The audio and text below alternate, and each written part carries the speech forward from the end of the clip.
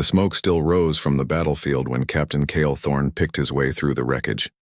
His unit had moved on hours ago, leaving him to conduct the final sweep for survivors and intelligence. The acrid smell of burned metal and worse things hung in the air, making him pull his tactical mask tighter against his face. He'd been walking for 20 minutes when he heard it, a soft whimper barely audible above the settling debris. Cale froze, hand moving instinctively to his plasma rifle. Enemy survivors were supposed to be eliminated on sight. Orders were orders. The sound came again, weaker this time. Not quite human, but close enough to make his chest tighten with unwanted sympathy.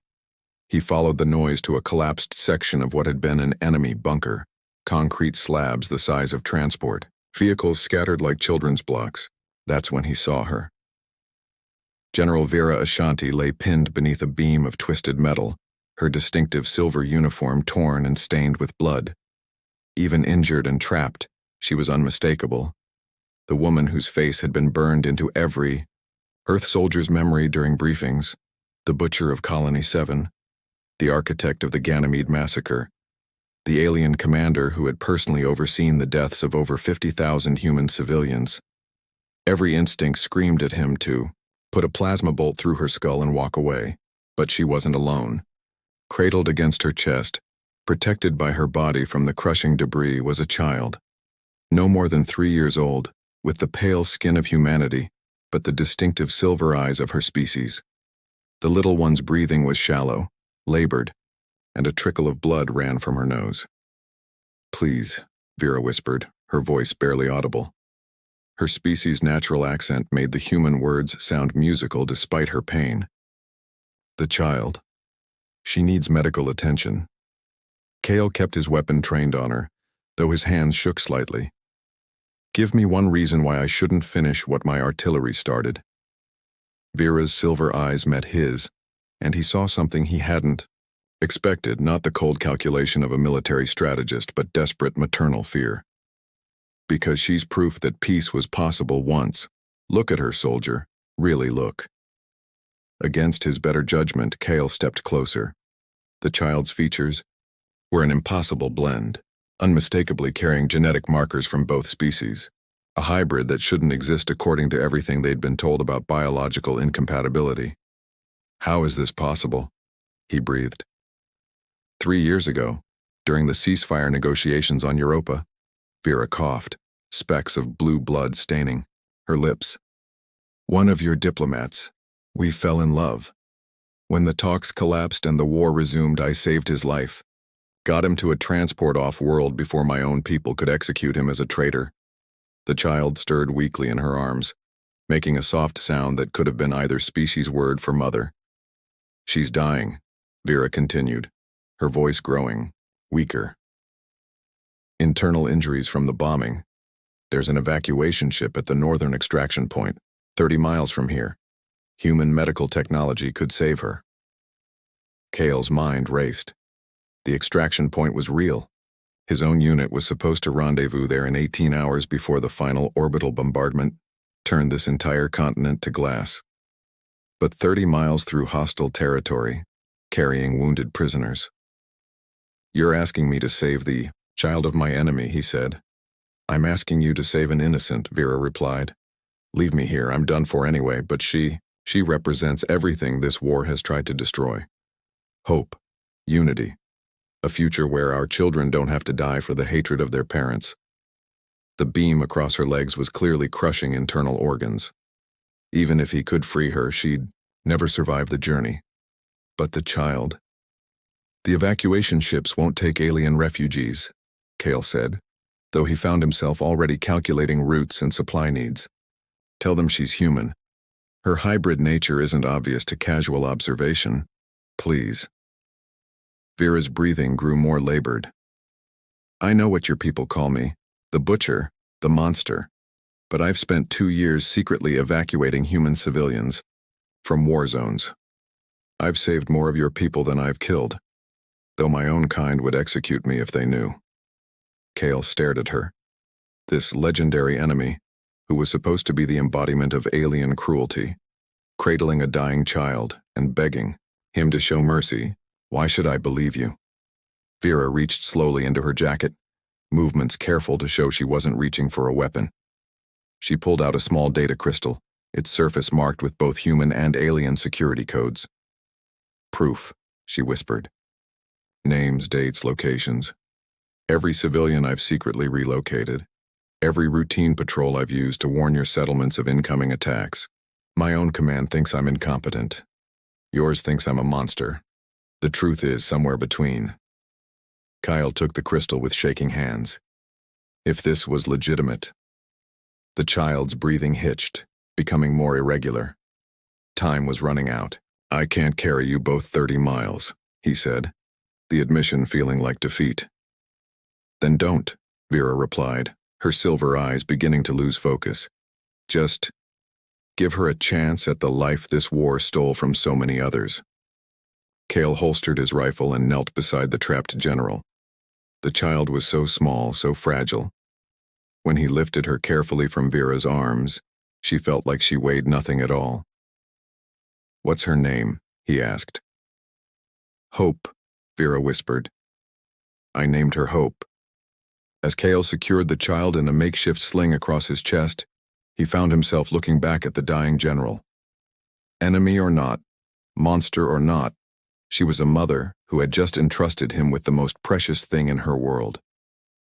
"I'll come back for you," he heard himself saying. Vera smiled, the expression transforming her face into something unexpectedly beautiful.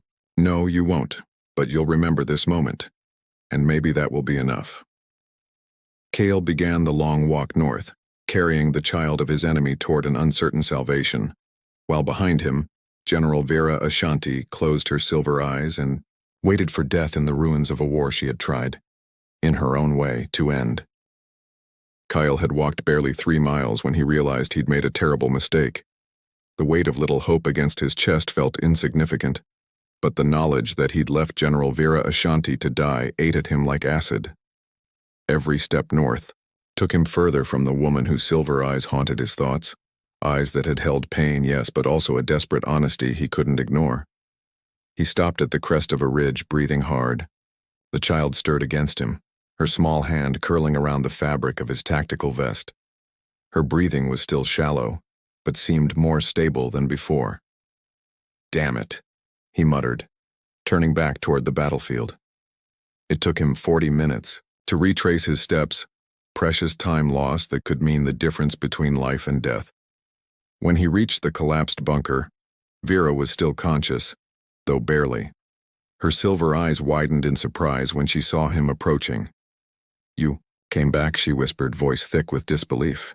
"I'm an idiot," Cale replied, kneeling beside the trapped beam. "But I'm not a monster." He set Hope down carefully on a relatively clean section of debris, then examined the metal beam pinning Vera's legs. It was heavy, but with the right leverage.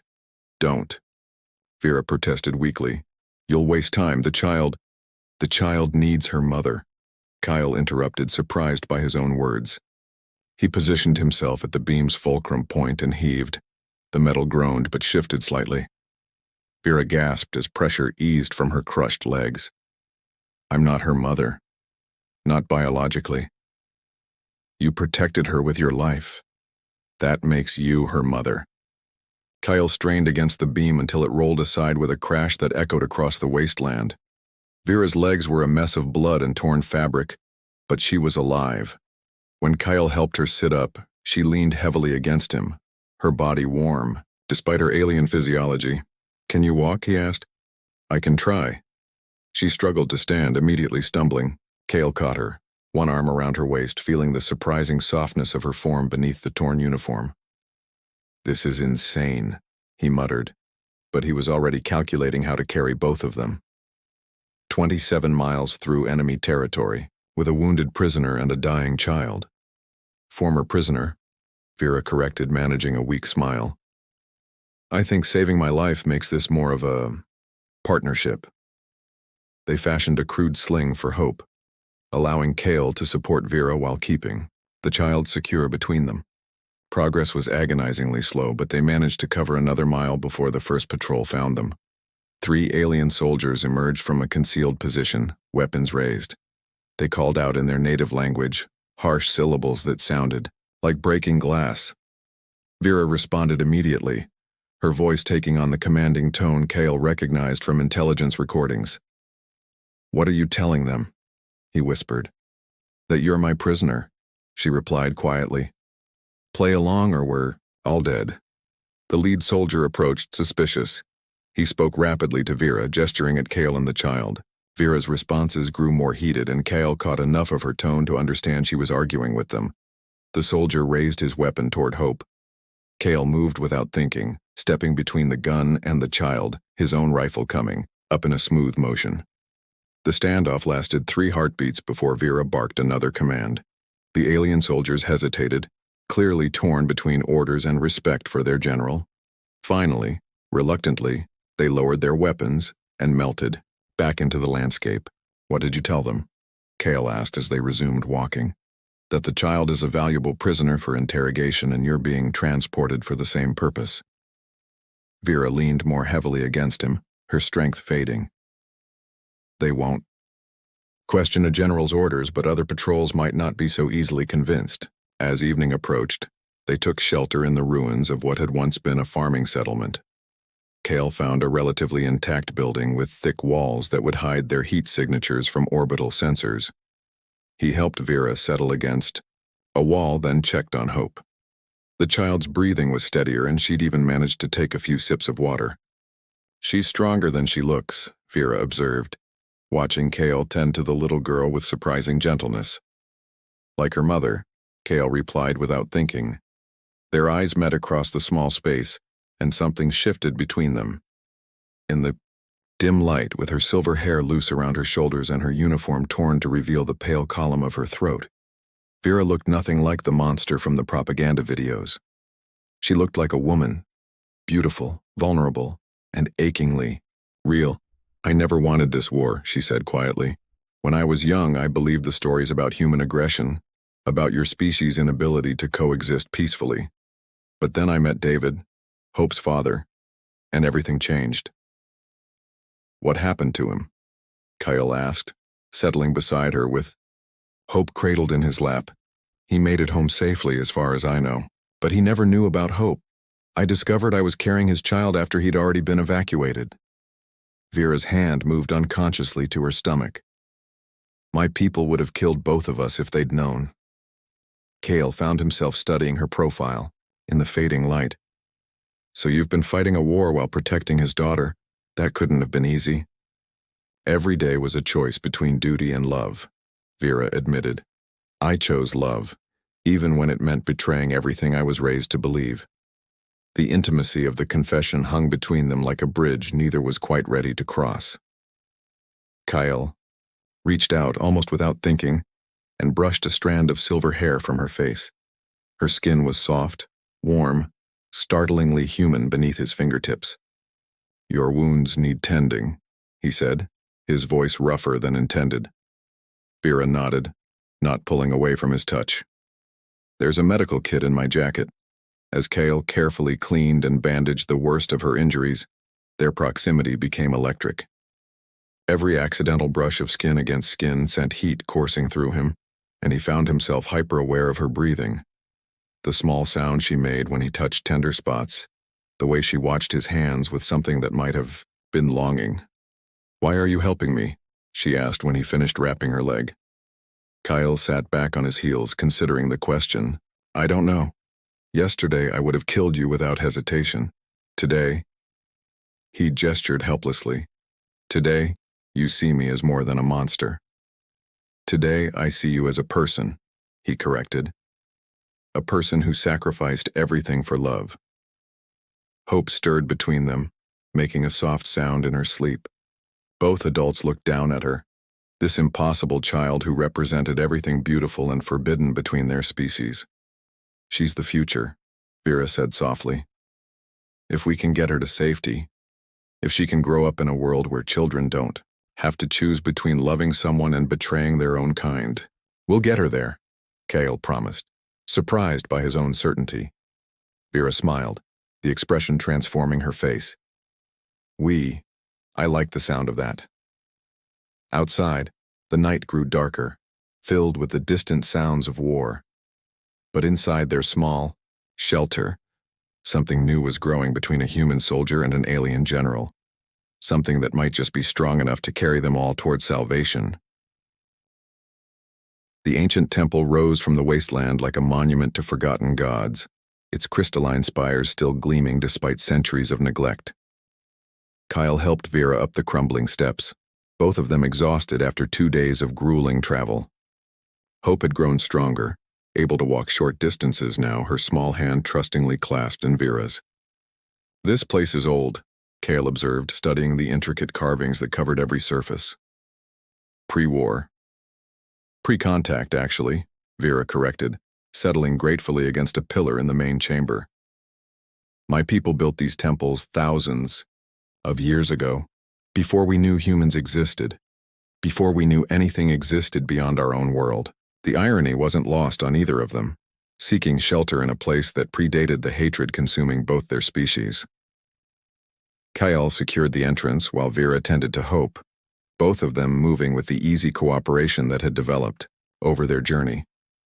As night fell, they made camp in the temple's heart, a circular chamber with walls that seemed to glow faintly in the darkness.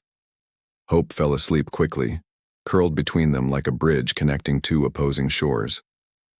"We're halfway there," Kyle said quietly, checking his navigation device. 15 miles to the extraction point." Vera nodded, but her expression was troubled. "Kyle, there are things you need to know. About the war, about why it really started." Something in her tone made him look up sharply. "What do you mean?" Instead of answering immediately, Vera reached into her pack and withdrew a small data core, its surface etched with symbols from both their languages. "Everything is here. Classified files from both sides, communications, financial records. The truth about who benefits from this war and why it continues." Kyle accepted the device with growing unease. "Where did you get this?" "I've been gathering evidence for 2 years, ever since I started questioning our orders." Vera's silver eyes reflected the chamber's strange light. "Kale, the colony attacks, the massacres, most of them weren't authorized by our high command. They were orchestrated by a joint consortium of war profiteers from both our species." "That's impossible," Kyle said, but his conviction wavered as he thought of all the inconsistencies he'd noticed, the orders that never quite made sense, the battles that seemed designed to prolong conflict rather than achieve victory. "Is it? Think about your own experiences. How many times have you received contradictory intelligence? How many missions seemed designed to escalate rather than conclude the fighting?" As Vera spoke, memories flooded back.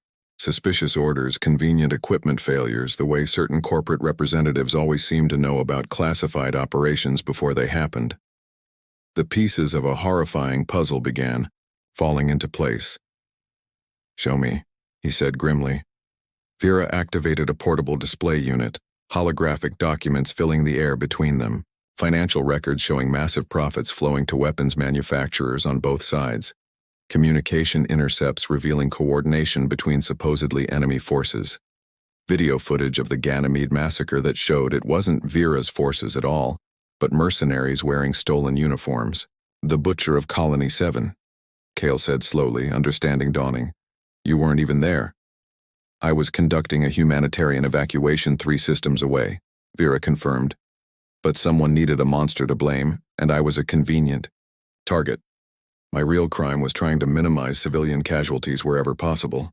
Kale stared at the evidence, feeling his worldview crumble and reshape. "How many people know?" "Not many. And those who've tried to expose the truth have had unfortunate accidents." Vera's hand found his in the darkness. "David, Hope's father, he was getting close to the truth during the peace negotiations. That's why the talks really collapsed and why both sides wanted him dead." The touch of her fingers sent electricity up his arm, but it was the weight of revelation that made him tremble. "We've been played, all of us, the entire war." "Is a business venture," Vera finished, "the most profitable in galactic history." Hope stirred in her sleep, making soft sounds that reminded them both of what was at stake. This child, born of love between enemies represented everything the war profiteers feared. Proof that peace was not only possible, but natural. The extraction point, Cale said suddenly. If they know about hope, if they know what she represents, they'll try to stop us, Vera agreed, which is why we need to be very careful about who we trust. The implications hung heavy between them as they absorbed the full scope of the conspiracy. In the silence that followed, other truths began to surface, personal ones that had been building since they first began this impossible journey. Vera, Cale said softly, his thumb stroking across her knuckles. When this is over, when hope is safe. I know, she whispered. I feel it too. The attraction that had been simmering between them since that first night suddenly blazed into something undeniable. Cale reached up to cup her face, marveling at the softness of her skin, the way her silver eyes seemed to hold starlight. This is insane, he murmured, even as he leaned closer. You're supposed to be my enemy, and you're supposed to be mine, Vera replied, her breath warm against his lips. But I've never felt safer than I do right now, in your arms. Their first kiss was gentle, hesitant, a question asked and answered in the space of a heartbeat. The second was deeper, hungrier, 2 years of loneliness and war dissolving in a moment of perfect connection. When they broke apart, both were breathing hard. Vera's hands had somehow found their way to Cale's chest, feeling the rapid beating of his heart through his tactical vest. We should get some rest, she said, though her voice was husky with want. We should, Cale agreed, making no move to let her go. Instead, he pulled her closer, cradling her against his chest as they settled back against the temple wall.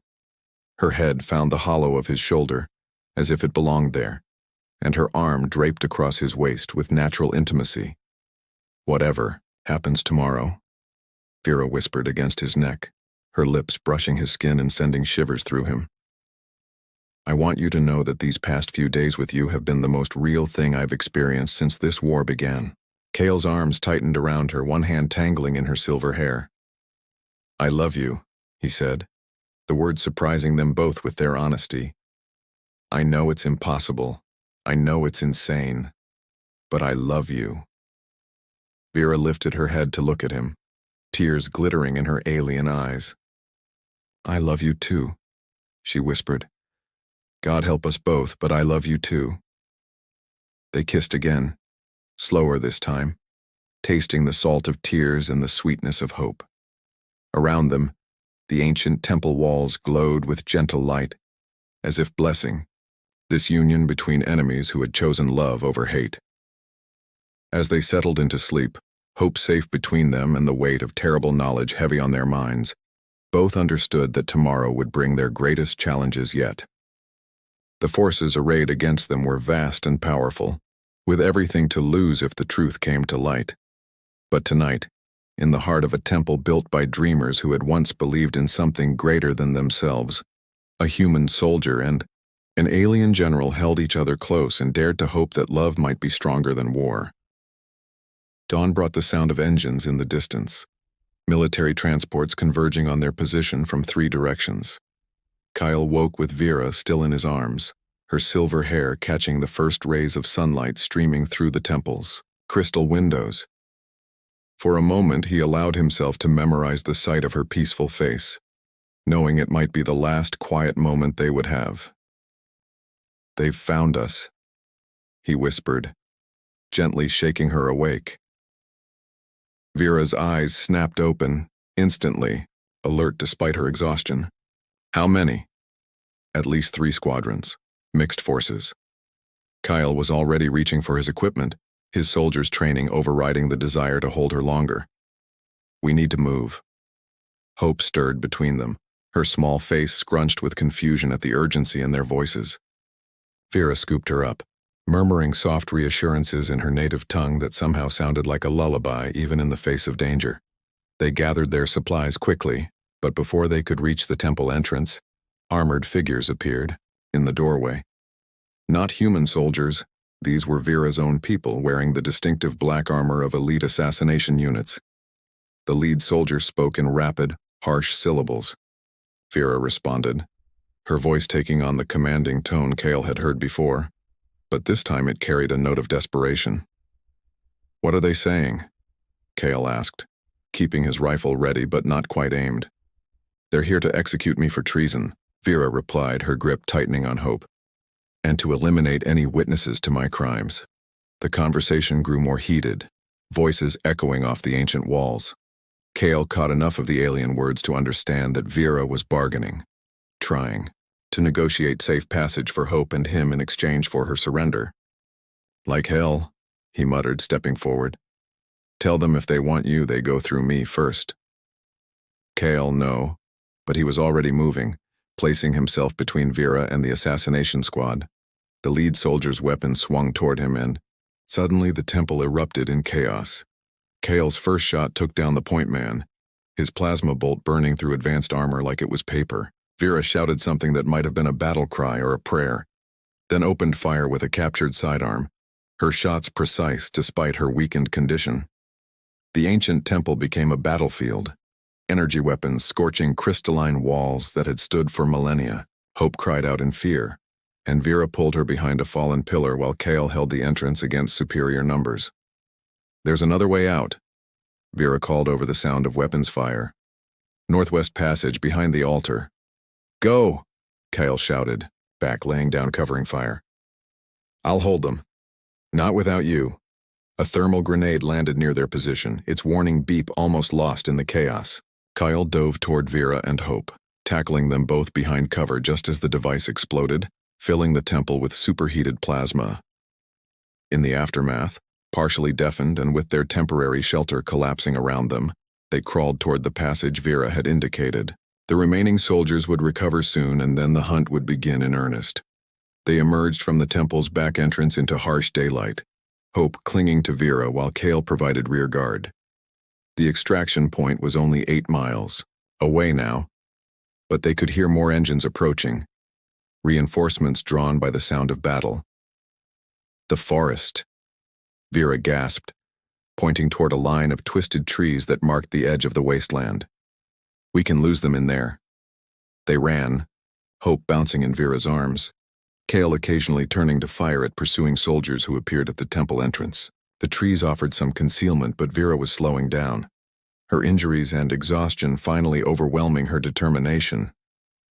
"I can't," she stumbled, nearly dropping Hope. Cale caught them both, his arm going around Vera's waist to support her. "Yes, you can. We're almost there." But even as he said it, he could see the truth in her pale face. She was dying. Had been dying since they pulled her from the rubble days ago. Only willpower and love had kept her going this long. They found shelter in a grove of ancient trees, their massive trunks twisted into natural alcoves. The sounds of pursuit grew fainter, but didn't disappear entirely. Their enemies were regrouping, spreading out to cut off all escape routes. "Cale," Vera whispered, settling Hope on a bed of fallen leaves before turning to face him. "If we don't make it—" "We will," he interrupted, but she silenced him with a finger pressed to his lips. "If we don't make it," she continued, "I need you to know that loving you has been worth everything.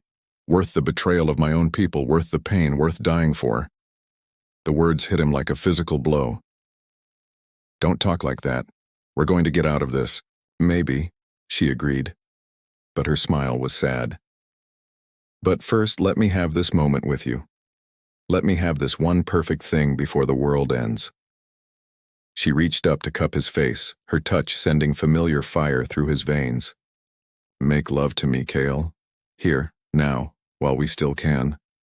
He wanted to protest, to insist they needed to keep moving, but the desperate love in her silver eyes stripped away all his objections.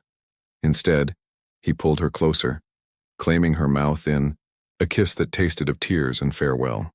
Their lovemaking was urgent, desperate, colored by the knowledge that it might be their last time together. Vera's hands trembled as she helped him remove his tactical vest, and his shook as he traced the lines of her body through her torn uniform. When skin met skin, when he felt her arch beneath him in the dappled sunlight, The war ceased to exist. There was only this, the woman he loved moving with him in perfect harmony, her breath hot against his ear as she whispered his name like a prayer. They came together with quiet intensity, stifling their cries against each other's lips while Hope dozed peacefully nearby. In the aftermath, they lay entwined among the fallen leaves, hearts beating in synchronized rhythm. "I have something for you," Vera said softly, reaching for her discarded jacket. She withdrew a small device, a data crystal like the one she'd given him before, but this one pulsed with internal light. "What is it?" "Everything," she replied. "Complete files on the conspiracy, the real architects of this war, financial records, communication intercepts enough to end this conflict permanently. But more than that, it contains the genetic template for Hope's hybrid physiology, proof that our species can interbreed, that we're more alike than different." Kale took the crystal with reverent hands. "This could change everything." "It will change everything," Vera corrected. "That's why they want us dead. That's why they'll never stop hunting us." The sound of engines grew louder, closer. Their brief respite was ending. "Promise me," Vera said urgently, gripping his hand. "Promise me you'll get Hope to safety, and that you'll make sure this information reaches the right people. Promise me our love will mean something." "I promise," Kale said, sealing the vow with a kiss. They gathered their things quickly, Hope stirring as Vera lifted her. The little girl looked between them with those impossible, silver-green eyes, seeming to understand that something fundamental was changing. "Mama sad?" she asked in her tiny voice, the word hitting both adults like a sledgehammer. "No, little star," Vera whispered, tears streaming down her face. "Mama's not sad. Mama's proud." As they prepared to make their final push toward the extraction point, with enemies closing in from all sides and time running out, Kale realized that whatever happened next, they had already won something precious. They had proven that love could flourish even in the darkest places, and that truth was worth any sacrifice. The forest around them began to echo with the sounds of approaching hunters, but for this moment, they were together, and that was enough. The extraction point lay before them like a mirage in the wasteland, a flat expanse of crystallized sand where the evacuation ship would land in less than 2 hours.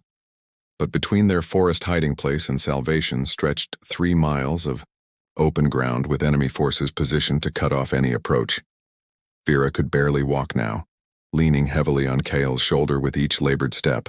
Her breathing had become shallow and irregular, and her silver skin had taken on a translucent quality that spoke of internal bleeding and organ failure.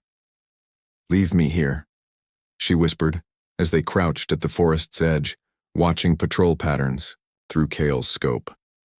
"Take Hope and run for the ship." "No," Kale replied firmly, adjusting his grip to better support her weight. "We go together or not at all."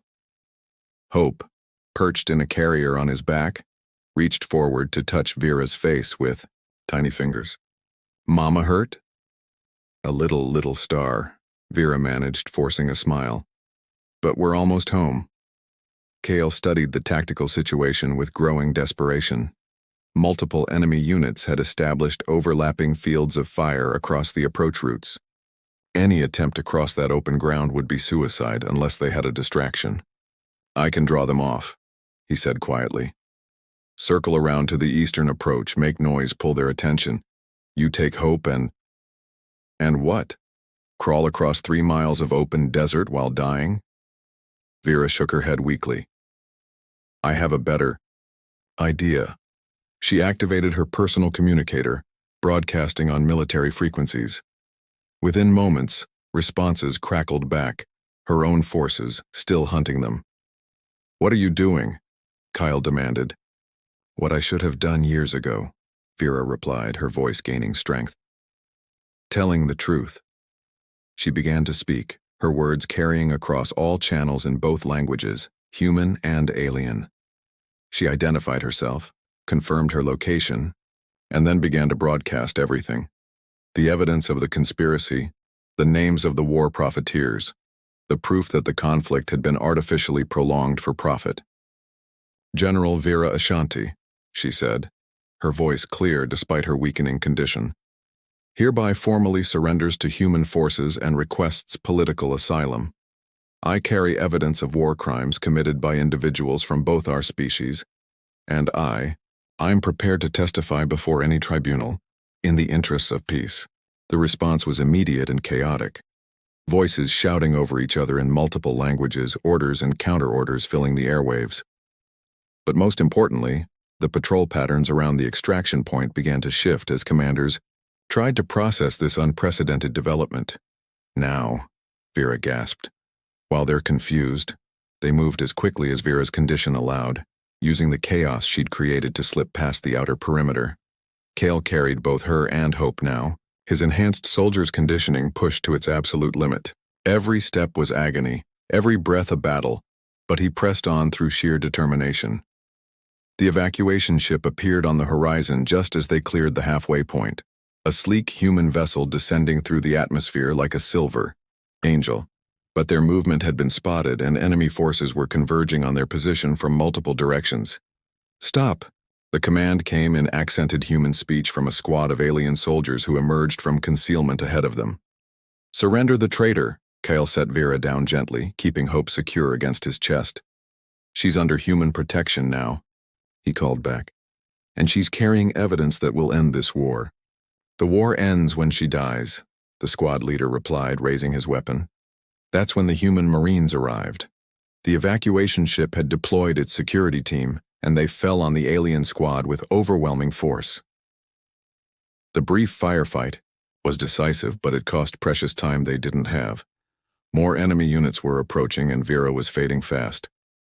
"Sir!" The Marine sergeant approached at a run. "We need to evac now. Enemy reinforcements are 2 minutes out." Kyle helped Vera to her feet one last time, half carrying her toward the ship's loading ramp. So close now, just a few hundred meters to safety. That's when the sniper's shot rang. Out. The plasma bolt took Vera in the chest, spinning her away from Cale's supporting arms. She hit the ground hard, silver blood spreading across the crystallized sand beneath her. "Vera!" Cale dropped beside her, pressing his hands to the wound, but he could feel her life ebbing away between his fingers. "The ship," she whispered, her eyes already growing distant. "Get Hope to the ship. I'm not leaving you. You have to." Her hand found his, cold now but still tender. "The data crystal. Make sure they understand what it means. Make sure Hope grows up in a world where children don't have to choose between love and loyalty." The Marines were providing covering fire now, but more enemy forces were arriving every second. The evacuation ship's engines were cycling up, preparing for immediate departure.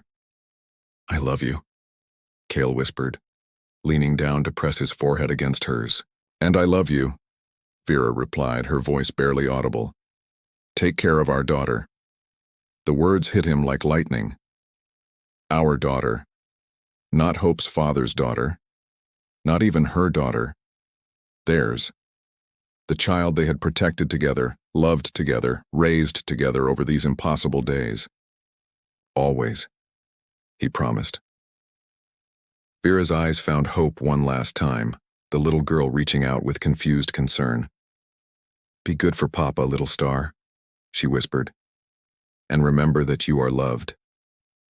Her eyes closed, and her hand went limp in Cale's grasp. The Marines pulled him aboard just as the ship lifted off, enemy fire scorching the air around them. Cale clutched Hope to his chest as they escaped the planet's atmosphere, both of them staring down at the small figure growing smaller on the ground below. 6 months later, Cale stood before the Galactic Peace Tribunal, Hope on his hip, as he presented the evidence that Vera had died to preserve. The data crystal's contents sparked investigations that toppled governments and ended careers, but more importantly, they ended the war. The truth about the conspiracy, about the artificial nature of the conflict, about the possibility of peaceful coexistence proved by Hope's very existence, it all came flooding out in a cascade of revelations that changed everything. The memorial service for General Vera Ashanti was attended by representatives from both species. She was posthumously awarded the highest honors for peace from both governments, her name cleared of all false charges, her true heroism finally acknowledged. 2 years later, Cale married a human woman who loved Hope as her own. But he never forgot the alien general who had taught him that love could transcend any boundary. He kept Vera's picture on his desk, next to Hope's latest drawings and school awards. Hope grew up knowing the truth about her heritage, about the woman who had died to save her, about the love that had bloomed between enemies in the midst of war. She became a bridge between species, a living symbol of hope in a galaxy learning to heal.